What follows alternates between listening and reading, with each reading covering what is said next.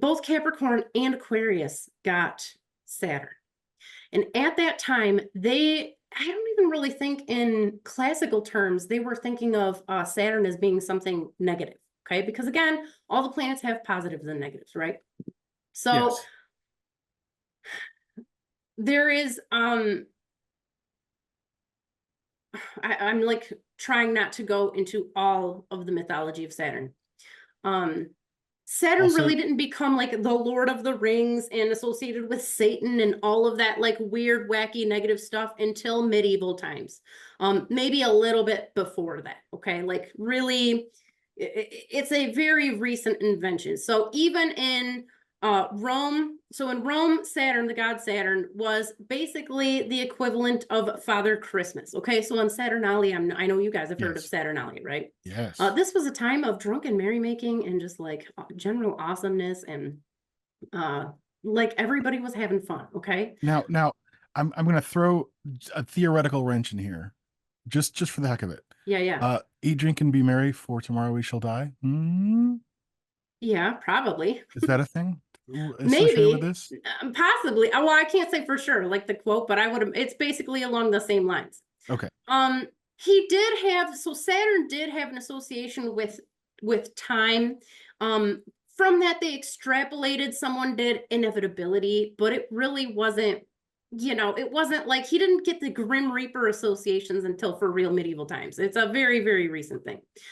His counterpart in Greece was Cronus. Cronus. Yes. And he too, obviously, Cronus, chronology and chrono and everything, Right. all relates to time as well. But he was I believe he was Uranus's father. Yes. Yes. Yes. And he was So hungry. He was very hungry. yes, but he ruled over the golden age. Like he was awesome. During like his reign, nobody got sick, nobody died. It was they talked about it like it was basically the Garden of Eden. It was this eternal springtime. And it wasn't until later that again he got more associations with I don't even think they had any associations really with death, but he's basically, overthrown just like they all are, right? At some point. And some point, some incarnation of Marduk is gonna overthrow whoever's, and they're gonna become the Oh yeah, superior. yeah. Yeah. So that happened with Zeus. Like he eventually, took over. From Eventually. from from Sheriff Utu. Yes. So or no, Enlil in Mesopotamia. So Okay. Jupiter. Yeah. So Jupiter was Zeus in Greece and Marduk in Okay. Babylon, but prior to that, he was Enlil in Sumer. Okay. So I had a point. My point was, so all of this negativity around like death and restriction and being like this really aggressively angry old man energy that they put onto Saturn.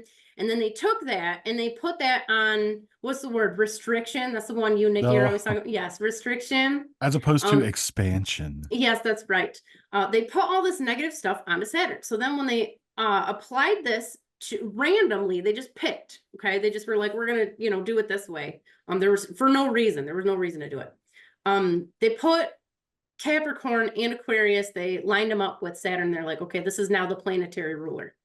So that took on all the old man restriction, death, whatever goofy extrapolations they came up with over thousands of, the last couple thousand years.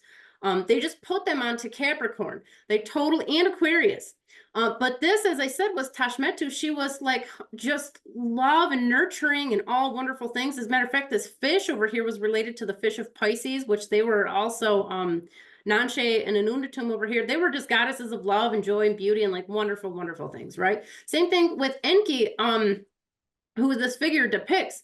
He was the god of wisdom and all the like wonderful things about civilization, technology, innovation, creation. Now, if there's anything negative we can get, I mean, he was the figure in the pre-biblical Noah flood thing. Yes. He was the figure who determined, or he told the Noah figure, like, hey, there's the gods have decided to destroy you. You got to build this boat. This is how you do it.